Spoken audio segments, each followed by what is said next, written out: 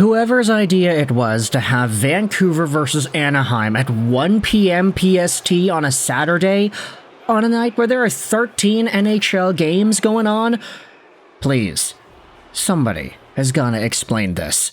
Because just for scheduling purposes, this is so weird, and we do have ourselves some notes to go over before Vancouver's game against the Ducks, but I wanted to make this video because Frank Seravalli spoke about some particular signing situations with the Vancouver Canucks. Okay, really, it was only one that he had spoken about, but I think it's a big enough idea to get into the update. Quickly, though, before this game today begins, we do have some notes. Some guys are not going to be playing. Some of the same names we had expected to not hear about from yesterday. Tyler Myers is going to be out of today's game. Elias Pettersson is projected to being out here. Hedel, Höglander, Oman, all out. And as a result, you have Max Sasson, who was recalled to the Canucks roster earlier this morning, so it looks like he'll get a shot in the afternoon against the Ducks. Lots of movement going around with the Vancouver Canucks because, of course, they had 1 year where they weren't suffering with injuries to everybody last season, and now the injury bug has come back. Thank you very much.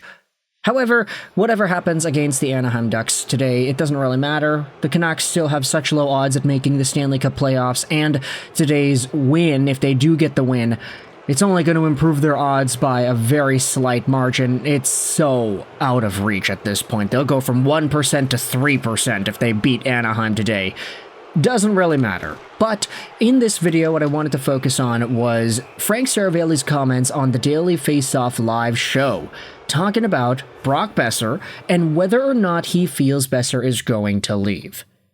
This might be not so new commentary, but I digress. I'm going to leave a link in the description to this article on dailyfaceoff.com because the article has a transcription of what Seravalli and Tyler Yakemchuk were speaking about on the recent Daily Faceoff show. It's just going to be there. It was published by Corey Wilkins. It's just a transcription of what was said on the program. On Thursday's episode of Daily Faceoff Live, Seravalli and Tyler Yakemchuk chatted about the upcoming free agent class, highlighting Boeser as the most likely of the top available talents to have a new home next summer. "Let me throw this your way," Yakemchuk says. "Marner, Boeser, John Tavares, Matt Duchene, Neil Pionk, Sam Bennett, Nikolai Ehlers, Brad Marchand, Ivan Provorov, and Aaron Ekblad. These are your top 10 pending free agents. Out of those 10, which one would you say is most likely to be rocking a new sweater next fall?" Seravalli said, "Boeser. I think he's a really consistent goal scorer. I think the way this has played out with the drama in the comments, he had been really loyal to Vancouver and they squandered some of that and put him in a spot where his eyes were open to moving on anyway. And when that was said, I don't want to say close the door because anything is possible, but I think that made it more likely than not that he is moving on." And ultimately, what he is referring to are the comments made by Patrick Allvin, where he spoke about how Brock Boeser's value on the market was non-existent. Oh, teams were not willing to pay for this guy. Oh, if I told you what teams were offering, I'd have to walk out of the building. Stuff like that. Disrespectful, devaluing the reputation of your own player in the public eye. And we have seen various forms of that B word, that bullying word, come to light with Bruce Boudreau speaking the other day about the Rick Tocchet situation, and that happened in a similar way to Bruce Boudreau's own situation in Vancouver, and now we're talking about the Canucks potentially pushing Boeser around to signing a deal by throwing his name under the bus in the public eye. So Seravalli is going out here and saying essentially that is where it went wrong. He had been loyal to Vancouver. He wanted to stay in Vancouver, but he was open to the idea of moving. But then when those comments were made, it does seem like, in Seravalli's opinion, that was the final straw. That was the dagger. Is this the dagger? Oh! Like, that was the moment where Brock Boeser's fate was sealed. And ultimately, it did result in some amazing moments. Brock Boeser stuck around after the trade deadline and scored a huge clutch number of goals against the St. Louis Blues and otherwise. So he provided a lot of value for this team entertainment-wise and in terms of just putting the gosh darn puck in the net. And Seravalli does say here that he does think that Boeser is a consistent goal scorer. Honestly, I'm starting to buy into that more, that idea that Brock really is valuable, although maybe not to the same capacity that a 40-goal, 70-point guy would insinuate based off of the profile. Boeser is at 24 goals this year. He's on pace for 26 in a shortened 75-game campaign because he did miss 7 games already. But Brock, at his worst, he's still probably capable of getting 20-plus goals a year, even this year. You could definitely say that aside from the stint he had against St. Louis and Winnipeg, there isn't really that much pizzazz out of Boeser compared to what we know he can bring. So even in a quote-unquote down year like this year, he's still on pace for 26 goals, which is still reasonably good. And maybe for a guy who's playing in a cap-rising world, $8 million isn't that bad, or something like that.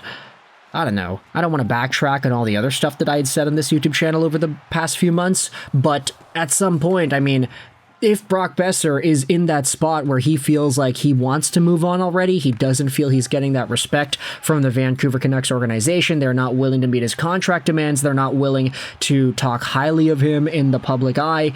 Maybe Patrick Allvin was throwing a bluff out there by saying that Brock Boeser didn't really fetch much on the trade value side of things.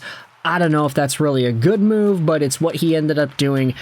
There have already been some conversations in the Vancouver beat as to whether or not Patrick Allvin regrets making those comments, particularly on 650 Radio. But still, Brock Boeser, was this the turning point? Is this where everything's going to change? And with Brock Boeser leaving Vancouver potentially in the summer, who is it that Vancouver decides to go out there and sign? Whom do they use their newfound money for? And what kind of a name are you interested in? Is it a Nick Ehlers? Is it a one-for-one winger replacement?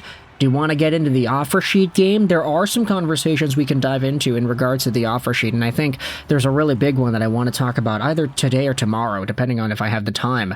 But do you agree or disagree with Seravalli's assessment here as to where it went wrong for Brock Boeser? And this update that he's going out there and saying that Boeser's the most likely guy out of his top 10 free agents to find himself on a new team by the time the offseason starts and the start of next season. Which team do you think it is? Does he just go home to Minnesota? Does he play with Brock Nelson and eventually Brock Faber because they're going to get a triumvirate of Brocks over there with the Wild? Let me know your thoughts in the comment section below about this Brock Boeser leaving situation. I hope you enjoyed this video. I'm going to try my best to watch the game today. I can't guarantee anything, though. I have a really busy and just kind of jumbled up afternoon, mostly due to some other chores and errands that I have to do.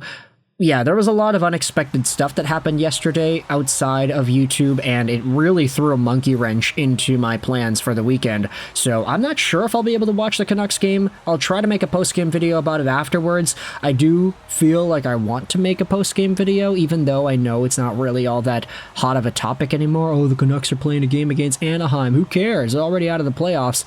Like, that feeling is something that we hadn't felt in, like, over a year. 2 years, pretty much. So I'll try to make a video about today's game, but no promises. I already said the hope you enjoyed this video stuff, so I'll just leave you with an and bye.